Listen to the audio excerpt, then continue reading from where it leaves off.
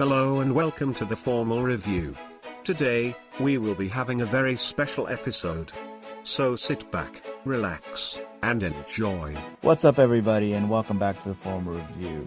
This is season 3, episode 23, and I thank you all for joining me once again. So today's episode is the 7th in the monthly Look Back at History series. In each of these episodes, I, along with a special guest, look back at a very important moment in history. We usually will discuss everything that surrounds that event, along with a film that is connected to that story. It may be the creation of a comic book character, or it may be a significant moment in a war, or perhaps it may be something completely different, because every episode will be different. However, listeners will never know when in the month that this episode will drop, the topic, the film, or who will be joining me. The only way to find out is to follow me on social media to see when it is about to be released, or subscribe to your favorite podcast service. Now today, September 1st, marks a very significant event in history. In 1939, Poland was invaded by Nazi Germany, which marked the beginning of World War II. This was 1 week after the signing of the Molotov-Ribbentrop Pact between Germany and the Soviet Union. As such, my special guest and I will be looking at a film that shows this, and also obviously the horrific events that happened afterwards, The Pianist.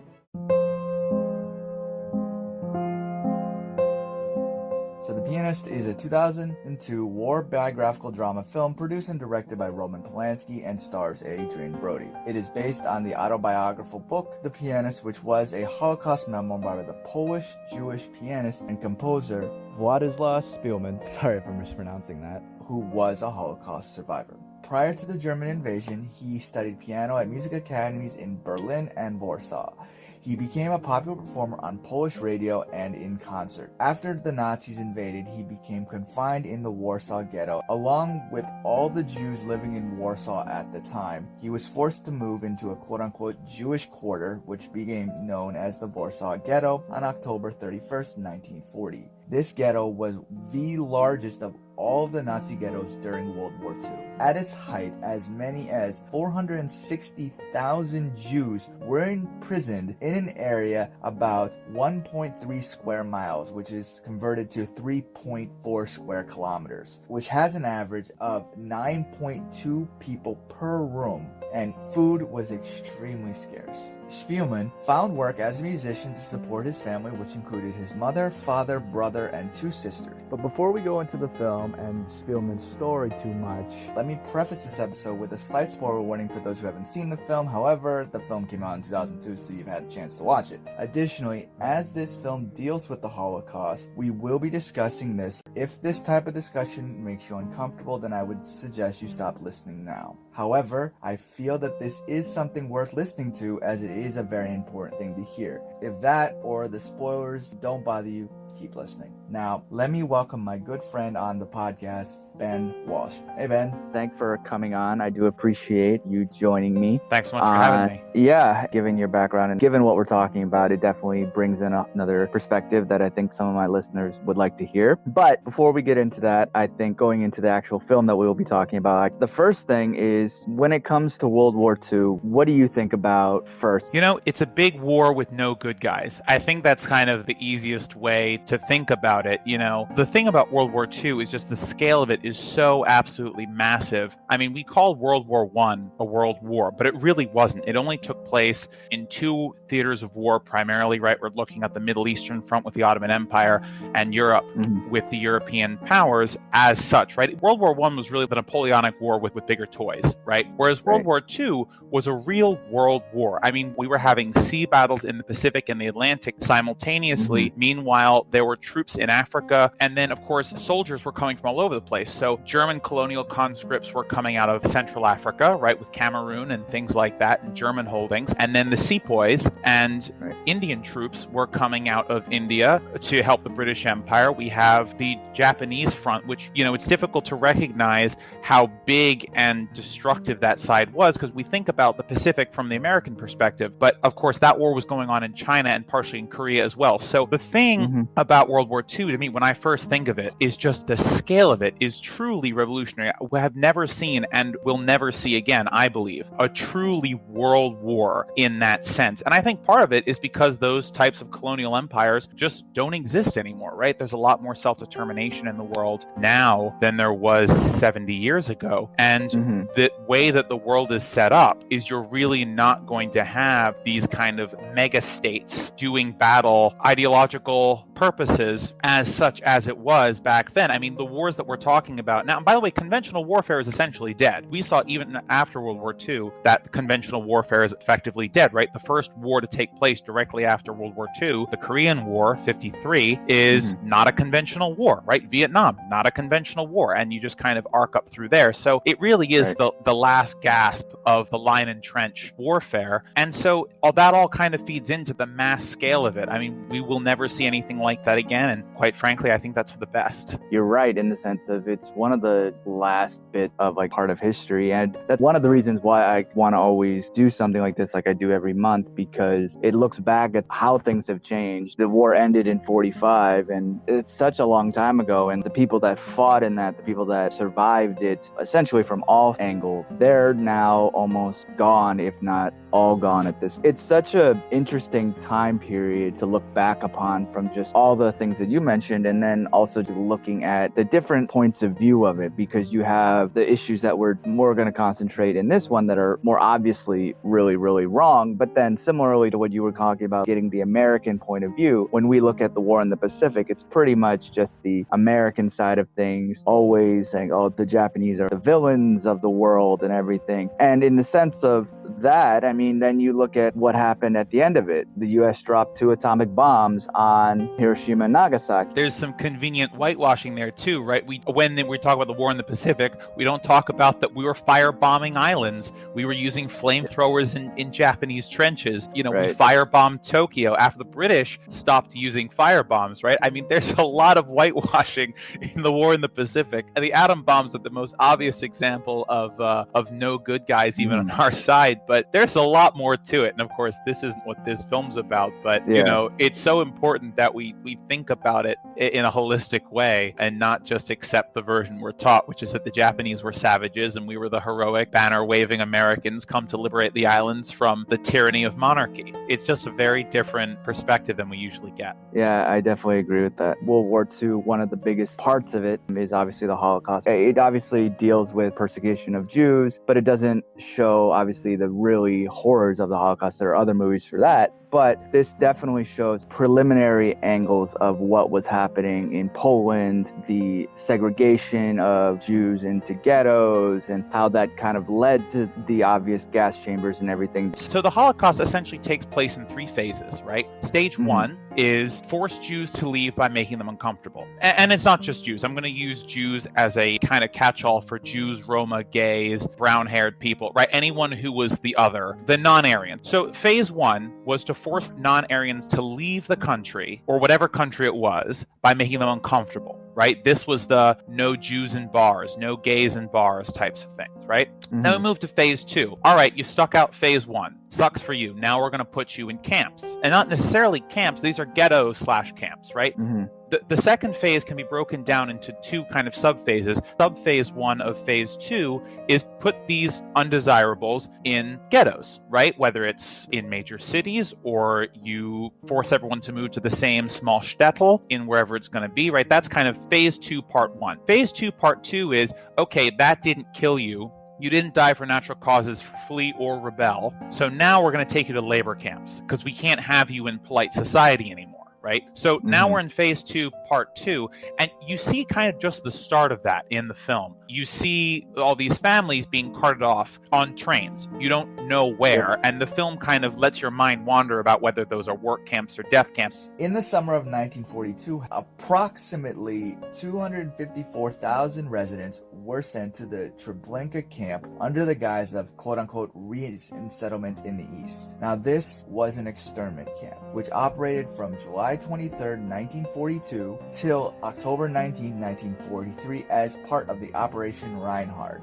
which was the deadliest phase of the final solution. During this time, it is estimated that between 700,000 and 900,000 Jews were killed in gas chambers, along with 2,000 Romani people. More Jews were killed at Treblinka than any other extermination camp aside from Auschwitz. There were no known Romani escapees or survivors from Treblinka. When they arrived at this camp, they were undressed, then beaten with whips to drive them toward the gas chambers, and anyone who was hesitant were treated even more brutally. According to some of the post-war testimony of SS warriors, men were always gassed first, while the women and children waited outside of the gas chambers for their turn. While they waited, the women and children could hear the sounds of the suffering from inside the chambers, and so they became aware of what was awaited for them, which obviously caused panic, distress, and this would then obviously lead to more abusive behavior onto them. In 1942 and 1943, there was even this really awful officer known as Ivan the Terrible, who would beat heads open with a pipe, cut victims with a sword or bayonet, cut off noses, ears, and gouge out eyes. He also killed an infant by bashing it against a wall, and also he raped a young girl before cutting her abdomen open and letting her bleed to death. And according to Treblinka commander Franz Stangl, a train transport of about 3,000 people could be quote-unquote processed in 3 hours. So in a 14-hour workday, like that's a work day for them, 12,000 to 15,000 people were killed. So to remove all these bodies, because they knew that this would cause a whole political uproar, in addition to probably the world uproar, large cremation pits were made. So these bodies would have to be burned for 4 hours, with the ashing of bones could not have been done. And this operated about 24 hours a day. And at the peak of this usage, about 10,000 to 12,000 bodies at a time could be incinerated. And even when I visited these pits a few years ago, we could find pieces of human bone in the dirt. So Spielman survived this because he was pulled aside by a Jewish police officer who recognized him from a concert. He ended up staying in the ghetto as a laborer and helped smuggle in weapons for the upcoming Jewish resistance uprising. He remained in the ghetto until February 13, 1943, shortly before it was abolished after the deportation of most of its inhabitants in the April-May area of 1943. It was demolished by the Germans in May of 1943 after the ghetto uprisings, which temporarily halted the deportation. So the total death toll among the prisoners of the ghetto is estimated to be at least 300,000, which were killed by bullet or gas, and this is combined with about the 92,000 victims of starvation and related diseases, the Warsaw Ghetto Uprising, and the casualties of the final destruction of the ghetto. Through all this, he found places to hide in Warsaw and invaded capture and death by the Germans. He obviously survived and wrote about his experience in his book, which was published in 1946. When you think of the Holocaust, what do you think of? When I think of the Holocaust, most of my family was out by the time things got bad. My namesake and great-grandfather emigrated from Russia in the early 1900s, even before World War I. He was very young then. That part of the family was out. Now, there's another side of the family that we don't really know what happened to and haven't had any communication with, and there's some assumptions made there that I personally make, right? I simply just don't know, and any inquiry I've ever made about it has kind of come like, well, we don't know. So for me, the Holocaust isn't incredibly personal in the sense that I'm keenly aware that there were members of my family who passed in the Holocaust, but I make the assumption that they did. But the Holocaust for me it's about a lot of things, really. It's about complacency, it's about dehumanization, it's about the sense that we have to be careful about thinking of the Holocaust as happening very quickly, and that's why I wanted to break it out into the phases, because the truth is, the part of the Holocaust that everyone thinks about, the gas chambers, the crematoria, don't really occur until the final solution to the Jewish question, which is like the winter of 43 or 44. I mean, we're talking very late into the war here, right? The Germans realized that things aren't going their way and they need to get rid of all these Jews and Roma and undesirables and whomever. So for me, it's a little more complicated than just kind of the end product. The Holocaust for me is everything, even before Hitler came to power, right? The brown shirt attacks, Kristallnacht, all of that for me is part of the Holocaust, or in Hebrew, the Shoah, because it's all a chain, right? You can't remove any links in that chain. There's no point that you didn't stop things like it was going to inherently get better, right? There was kind of a snowball effect going down But you had to start at this making Jews uncomfortable. And even before, and I don't consider that part of the Holocaust, but there was a lot of general anti-Semitism in Europe just to begin with, right? So you're preying on these old original fears of Jews and of the Roma a bit. Gays, I don't know how much of that was around, but I know that the Roma and Jews were specifically feared in Europe at the time. So you're feeding off these old hatreds, and you just take little tiny steps, right? And by the way, Germany is not the only country guilty of this. The Soviet Union, well, the Russian Empire before them, they put all the Jews in what's now Ukraine, in the Pale of Settlement. There was lots of countries in Europe were kind of anti-Jew and anti-Roma. But going back to Germany real quick, and the Holocaust kind of as such, it's a steady progression. And if you ask someone in 1933 in Germany if they liked Jews, their answer might be no. But if you ask someone in 1933 Germany, in 12 years, will there be a large, systematic, infrastructural, mass execution of Jews? They would not have believed you. I think that's true. Right. I really don't think that many people in Germany at that time, and this is 33, right? This is just after Hitler comes to power. There would be a systematic execution of Jews, railroads being rerouted, death camps being created, the SS doing mass executions of Jews. I don't think people think that's happening in 12 years. And so the thing about the Holocaust that's so scary and dangerous for me is that it was kind of allowed to happen. Regardless of my personal connection to it, it was allowed to happen, not just in Germany, but outside of Germany too. There were Nazi sympathizers in the ear of the President of the United States.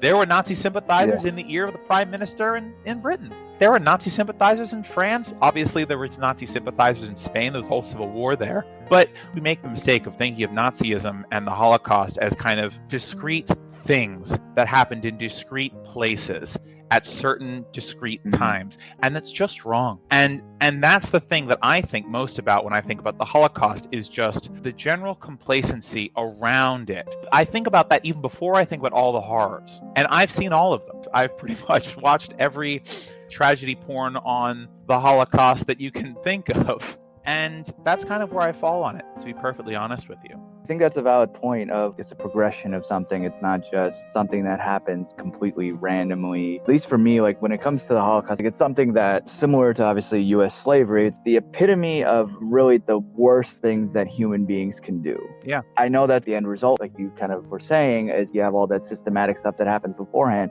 but then you get to a point to where, at least for me, it's hard for me to comprehend all that, I guess, systematic stuff. When you have people doing experiments on twins, try to figure out how to make them more blue-eyed and all these really horrific things. That's just how obviously I was introduced to it back in high school. That this is such a very interesting thing that I encountered, because when I went to Poland and I was taking a Holocaust class there and they had these study excursions, when we went to some of the concentration camps around Warsaw and a few of the other places, we saw obviously many different Israelis there. Some were obviously military, some were little kids on a field trip. And one memorial said that this is something that will be avenged in blood. And then my professor was explaining to me that the people that were bringing their children there, they were explaining is that this is what will happen if you don't stand up for yourself and fight back. And for me, I'm thinking that's not a good solution either. But it kind of makes sense because it's such a terrible thing. And if you don't stick up for yourself, that type of thing could happen again. But saying this is going to be avenged in blood, obviously, at the same time, doesn't sound that great. So I guess, what do you think about that?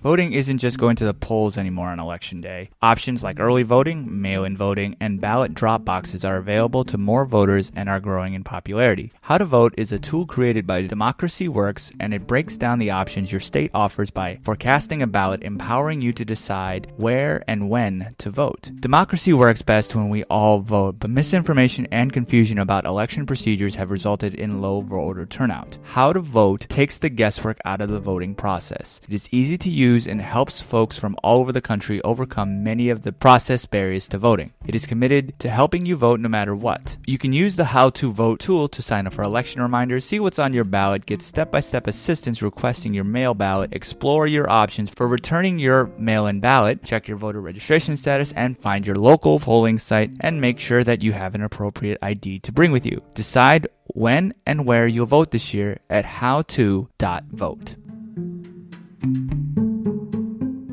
You know, I've been exposed to things about the Holocaust since I was very young. I think I was cognizant of some of the implications of the Holocaust since before I was 10. This is kind of an inherited trauma, almost. I'm sure there's a psychological term for it, but this is something that I live with, right? So when I see anti-Semitism kind of around the world in the modern day, I'm, for lack of a better word, triggered. There's some part of me that just kind of itches. Of course, just because I feel targeted myself, which in some ways I am, by that when it happens to anywhere, but also because there's a part of me that's just been learning all about this and being wrapped in it my entire life. Actually, this is a great point to kind of go about to talk a little bit about the film. So in the beginning, right out the gate, essentially, Warsaw is taken over and these signs start going up. No Jews in cafes. No Jews on public benches, right? It's going out in the morning paper, I believe, was where they were finding this information. And the family that we're following, they say, oh, I'm never going to follow this. I'm not going to wear a star. I'm going to go to any damn cafe I want, right? And so, but they don't.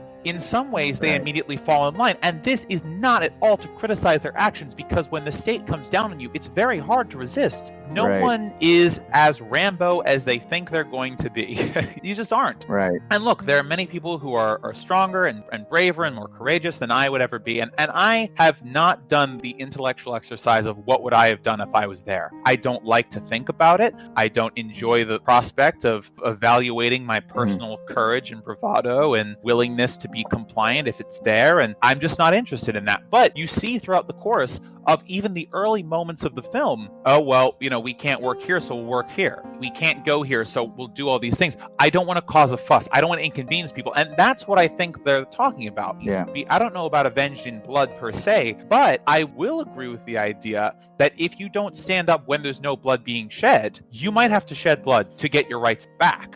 If we look at an alternate history, what if all the Jews and all the well-minded individuals in Warsaw had said, we actually like our Jews and our Roma and our homosexuals and our, non-blue-eyed Polacks, and we're going to keep them here, and you can't do anything about it. What would they have done? Would they have murdered the entire city of Warsaw? Maybe. But that type of action, so cruel and so calculated and so cold, not only would you have swayed opinion in Poland, you would have swayed opinion in America. It would have been much harder to be a Nazi sympathizer if there's a whole town of people who says, actually, we disagree. And that entire town is murdered. And by the way, it helps, of course, that they're white Europeans, that many people in power would have said, there, for the grace of God go I, right? The American president probably saw himself as similar to a white European. The Prime Minister of Britain, absolutely, right? You start to play on public opinion in a way, but then again, right, you have to believe that you're not the only one who's going to do it. If one cafe owner says, I like my Jews, so I'm going to let them in, I'm sure that cafe owner is being dragged out and shot. And then you bet your ass that every other cafe owner is not going to allow Jews in their establishment, right? So it's so difficult. And to say Avenged in Blood,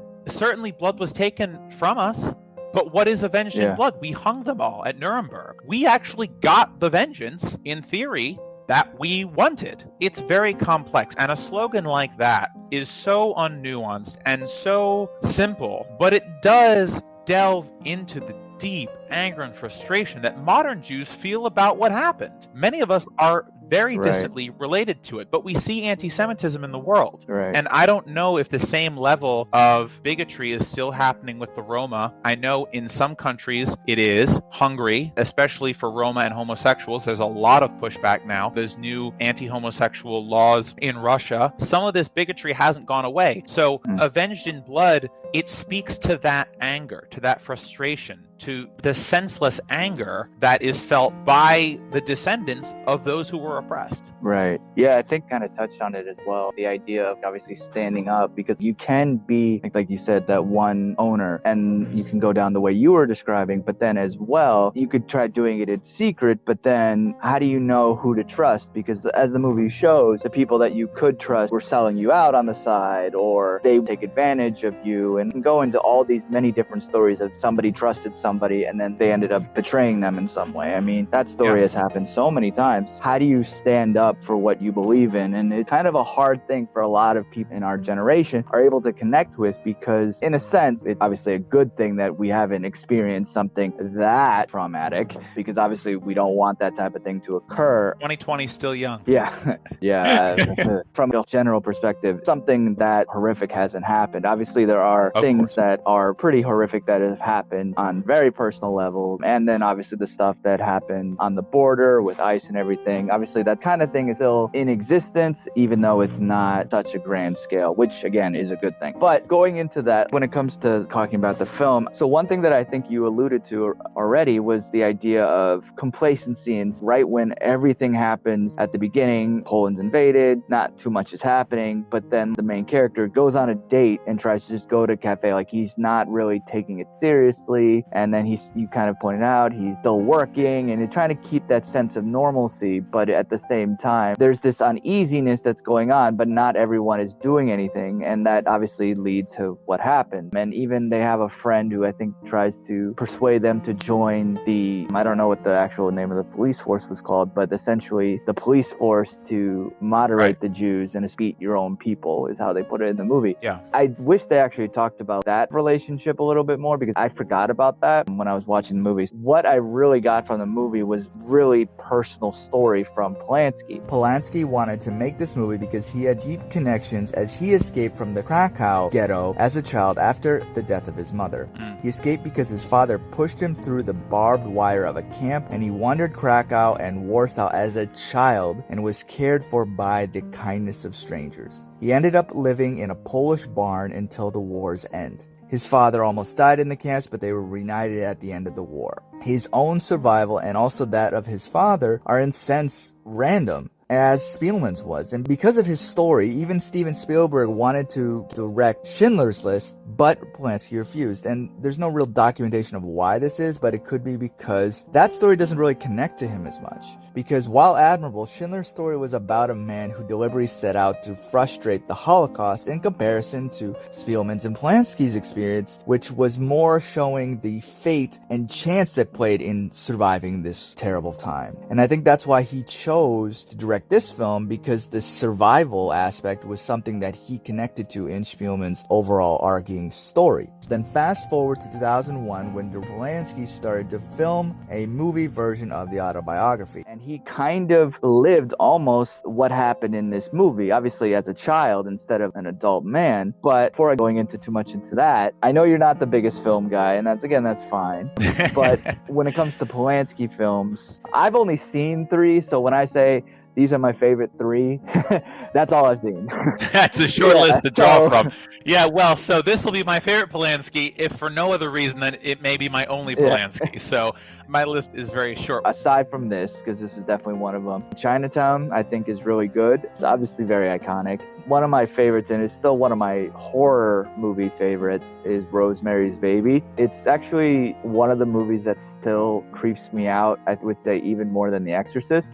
Think of essentially, if you've seen it, very creepy version of Breakfast at Tiffany's. That's a type of feeling that the movie gets. And it's, all right, I don't want to give too much away in case anyone who's listening hasn't seen it, but it's a movie that I still think to this day is really, really creepy. And it's really interesting to see the disparity between these 3 films, because there's not really much connection on any level to these 3 films, but those are my 3 favorites, again, out of 3. But right. And then going into the main actor, Joseph Fiennes was Polanski's first choice for the role, but Fiennes turned it down because of prior commitment to a theatrical role. Eventually, he sought out Adrien Brody, who he saw as an ideal person for the role after meeting him in Paris. He's had such an interesting career because he hasn't had, I think, as successful role in a movie in comparison to this. This is obviously very good, but I think aside from this, my favorite roles that he's done are in the movie King Kong. Have you seen that? Oh yeah, I like have, that one. Well, I like the movie a lot, but I also like his character. When it comes to Adrien Brody, he doesn't fall into any specific typecast. He's done very different types of movies. He does the artsy stuff with Wes Anderson, then he does this, then King Kong, and then the other one that I like is Predators. I thought that was such a very different role for him. him. It's such a different Right. thing. So he's kind of hard to say he's done really great roles because he hasn't really done a lot of the same. So it's kind of hard to say one's better than the other, but at least for me, those are the ones that I like the most. Well, obviously you just said King Kong, but have you seen anything else by him? You know, the truth is, I wouldn't know the same actor. It appeared in 2 movies if you nailed their face to my screen, right? I'm so bad with film stuff. And honestly, many of the movies I watch are like this one, right? There's some historical stuff in it. I will say, I think just from kind of my very uneducated perspective on him in this film, I think he does a very... Even though this is a presidential election, there are many more candidates on the ballot not named Joe Biden or Donald Trump. Go to Ballot Ready for a nonpartisan guide to your entire ballot. From there, you can compare candidates based on stances on issues, biography, or endorsements, and then save your choices to use when you vote by mail or in the voting booth. You can even request your absentee ballot or make a plan to vote early on election day. As with all elections, this really matters. Make sure you have a plan to vote and you vote informed. This year, with changes to polling places and vote by mail laws as a result of the COVID-19 pandemic, it's more important than ever to have a plan to vote. Local elected officials affect our lives every single day. They decide who to prosecute, monitor the quality of our drinking water, and choose the leadership of our schools. 30% of voters take the time to vote and then leave some part of their ballot blank. This is a missed opportunity to choose the leaders of our communities and our country. It's okay if you're unfamiliar with some of your more local positions, so go to ballotready.org and enter your address to make a plan to vote and vote informed. Good job of portraying what someone who's running and hiding and trying to test their luck, right? I mean, essentially, I imagine if I was in a situation like that, I would do the same thing. I'd stay as low as and uncomfortably as I can. I'd flee at the hat drop of danger, right? As soon as the woman in the apartment starts yelling that he's a Jew, he just hightails it out of there, right? I felt that energy, right? I was very much like, look, someone's going to start yelling Jew at me. I'm going to be out, right? Like, I will run through snow with no shoes on to get away from this crazy person who's trying to get me killed, right? And just mad fleeing. Of course, I'm watching this film on my couch, kind of legs up after a long day, and I'm like, I'm gripping my pearls for him a little bit, right? When I see the tank aim probably a 33 millimeter, and he's like, oh no. And that kind of instinct to just like get out, right? And then he realizes he's locked in. The sense of panic that he conveys to the audience, I think, is well felt. Again, I don't watch a ton of movies, but I was very engaged in him, right? Now, of course, I don't know anything about the historical figure. I don't know anything about the actor. I just know about the period, but I felt very connected to him in those moments, especially in those moments of fear and panic. I tend to consider myself an empath, but I actually think the emotion came across very well. So I don't know about other roles, but in this specifically, I felt him in a way that I don't often feel about actors. It's interesting that you brought that up, because that's why I was saying when it comes to the director himself, he obviously has a very personal connection to this. But Adrian Brody as an actor, because it doesn't seem like you would know this, he essentially made a lot of sacrifices into this role. He went into the concept, if you don't know what it is, called method acting. It's like you essentially put yourself in the position of the character that you're playing. He had to embody a man who essentially lost everything. So he left his girlfriend. He actually did learn how to play the piano for this role. He went on a diet, and losing 30 pounds, gave up his apartment, sold his car, disconnected all of his phones. He took his bags and a keyboard and then moved to Europe. He, as you said, very successfully embodied this character and what he went in. He has said that he has felt that he couldn't really get into this character without doing that, because it's such a traumatic thing that even for the people who actually have gone through it, it's still hard for somebody to verbalize and explain it, and then for somebody to hear it and then fully understand it. The fact that like you felt that from just an acting performance, that shows how good the acting is. And again, that goes into some of the direction that he has. He uses really good way of pausing at the right time and really emphasizing the stressful situations. The dedication from both of those angles really adds to this film. And the other thing, sorry if I may, one of the things that I thought was done really well is that as someone watching a movie, that the actor knows what's coming next in the script. And I think he did a really good job of conveying that he didn't know what was coming next. There's a sense that I, main character, am just anywhere I can find. I'm a mouse that's been put out. I need to find a hole in any house, anywhere where there isn't a cat, effectively, just to use on a metaphor here, right? The fear, the not knowing, the darting from here and there. And he knows he's doing all of it, right? It's in a script, right? But you don't know, as the person watching for the first time, that I didn't watching for the first time, where he was going to go, what he was going to do. And the portrayal of the looking both ways before crossing and trying to find that hole where there's no cat, to me, it added to the immersion that I felt in it as well, just conveying that sense of loss, and not just loss like, hey, my family's just been taken to a labor camp and I'll never see them again, right? But loss like, hey, my world is literally crumbling around me. I had a Panzer fire a 33 millimeter round at me twice, right? I was flamethrowered through a window. There's this sense of anything to just be safe for a moment, and that comes across to me. And that, for me, embodies what Holocaust survivors went through. And that was tough for me to watch. Yeah, I understand that. The last thing I'll say about one of the things that I liked is the fact the musical score in this wasn't anything extravagant. Obviously, a lot of war movies in general, they usually have like a very powerful score. The choice to just use Chopin, which was the biggest thing that the main characters in real life, what he was most famous for playing, I think what that does is, to me at least, it adds this kind of classical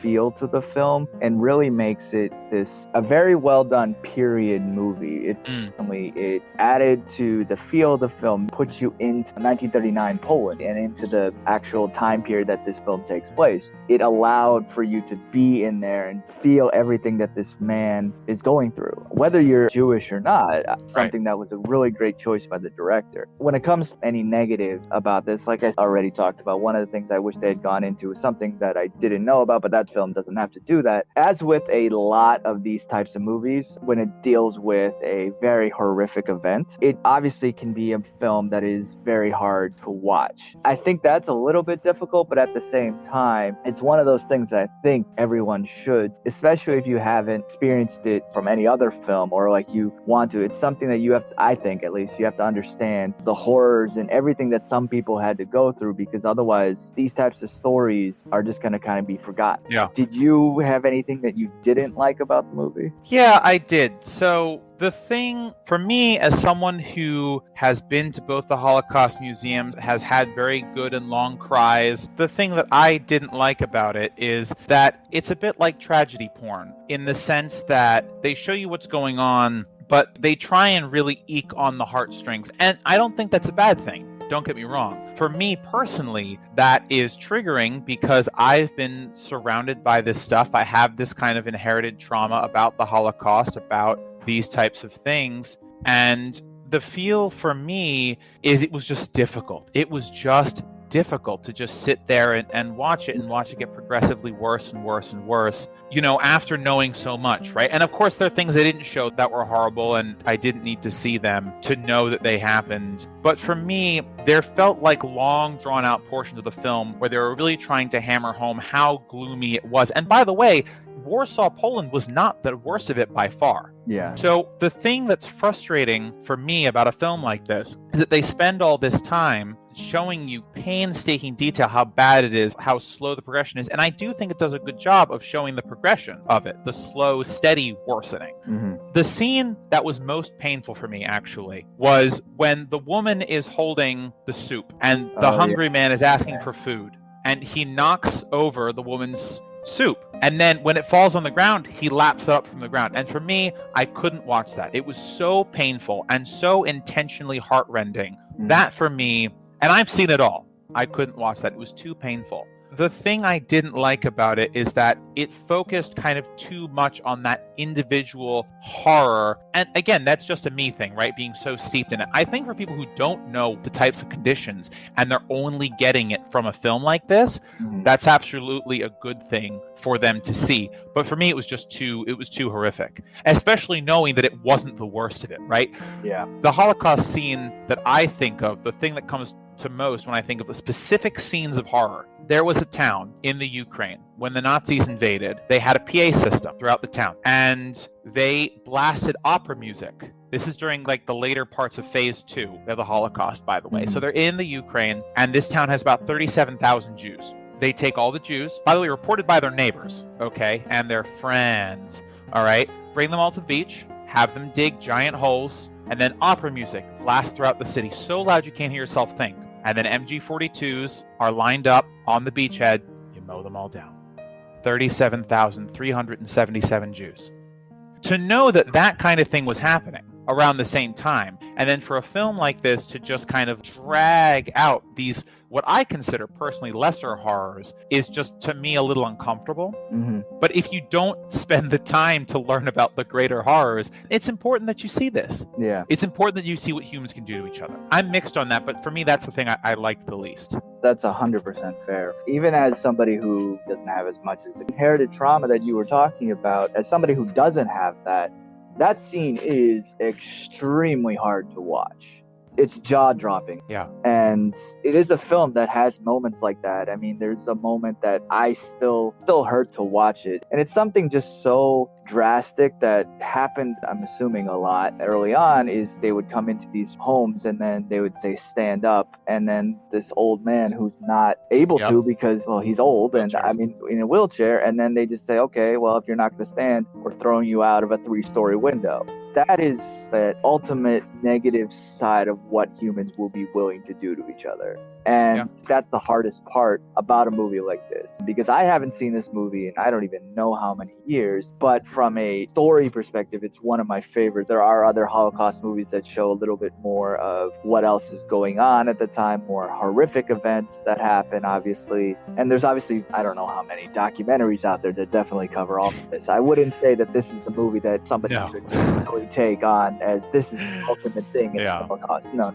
There's definitely much more things out there that you should go educate yourself on. This movie has been critically acclaimed when it came out. On Rotten Tomatoes, it has a 95% approval rating, which means 95% of critics state that it is well acted and dramatically moving, and it is Polanski's best work in years. On Metacritic, it has an 85% positive rating, which indicates it has universal acclaim. Some reviewers thought it to be very detached and lacking urgency, and some did think that it kind of doesn't really show too much of the really overarching things that are going on in the Holocaust. But this film went on to win an Academy Award for Best Director, a Best Adapted Screenplay, and a Best Actor for Brody. It was nominated for Best Picture, but lost to Chicago, and others ones that lost were Gangs of New York, The Hours, and The Lord of the Rings, The Two Towers. I haven't seen The Hours movie, but out of that list, the Chicago should not have won, and you're not a film guy, but the fact that Chicago won really bugs the crap out of me, and it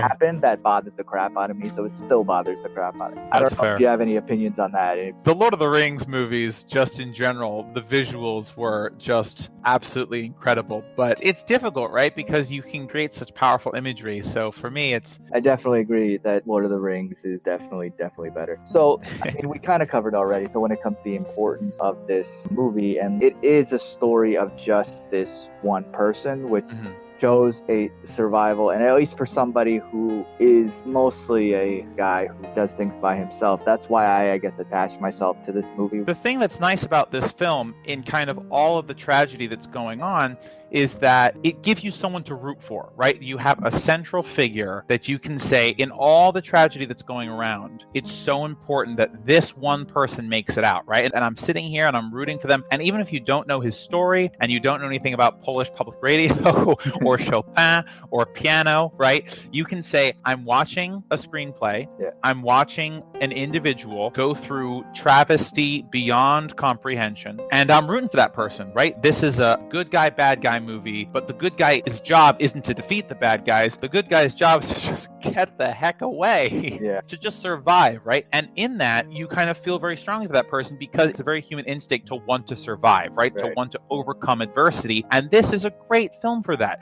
So it's important for people to attach themselves to the individual stories because it allows you to think about, oh, wow, this actually happened to people. This isn't just something I read about in history class. This thing happened not only to countries, but to people, and not just to people generally, but to an individual that I can root for, an individual that I can place my heart and soul in for the duration of the film. On top of showing how gradual regressions, I guess, of societies can turn, and even thinking about our modern context, right? About how if we accept things when they get a little worse, we may accept things when they get much worse for certain individuals. It also says that you can watch that happen, you can recognize it's all happening, and you can still attach yourself to an individual who you want to root for, and then bring that context to your life to think about, oh, there are individuals who have to overcome these adversities, and I don't want them to, because it was so tragic for me just to watch this person act this role, to even think about what goes on to people who actually face those adversities on a regular basis. And everything else aside, I think that individual connection that you alluded to is one of the things that makes this film really important. Very well put.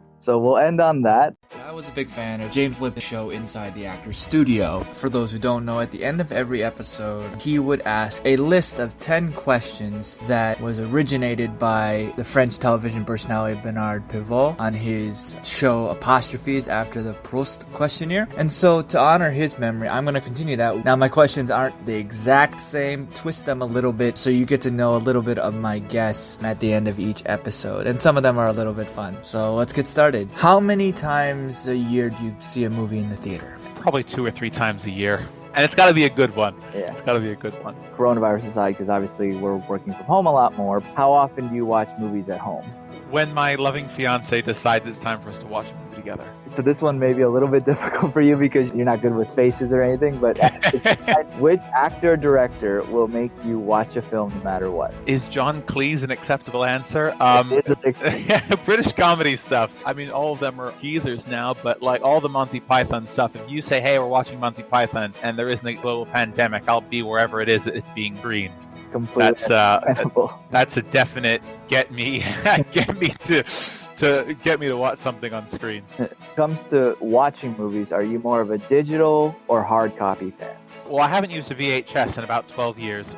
No, probably digital. I mean, we have Netflix now, so not to endorse them or anything, but I'm not likely to buy a DVD. I guess it's the best way to put it. What movie-related profession would you like to attempt if you could? You know, there was a while I actually did acting for a long time, and there was part of me that really enjoyed it and enjoyed the roles. If I had to do it, I think I'd be an actor. I think I'd want to do that. I love the speaking. I love the interacting with people. I love the drama, the give and take, the individual relationships. Actually, I have a quick and funny story. The last show I ever did was The Crucible, and I was John Proctor. And at one point, I was so immersed in it that after the trial scene, I ran off to the actress who's playing Goody Proctor, who's also a close friend of mine, and I grasped her shoulders and I said, Goody Proctor, they're going to hang me, not realizing I had left the stage, or some part of my brain was kind of still in character. And so we were on the side of the stage, and so she took me into the wings and just kind of, Ben, you're fine, things going to happen to you. You know, that kind of thing I really love. Even though you haven't seen very many, what would you say is your favorite movie or movie genre? This is going to give me away, isn't it? Spaceballs is my all-time favorite movie. Seen it 100 times, I'm sure, but it's just so good. It's so funny. I could probably do the whole thing start to finish. On the opposite side of that, what would you say your least favorite movie is or movie genre? Horror. Don't put me in front of it. It's horror. Horror, thriller. Don't do it. I scare easily. I don't like that at all. Best Batman actor? I don't know. I haven't seen all the Batman movies. I don't know. I don't have a favorite Batman actor. Voice is fun, though. Is it biopic or biopic? Oh, it's biopic. If heaven exists, what would you like to hear said to you when you arrive at the pearly gates? Come on in, the water's warm. All right, man.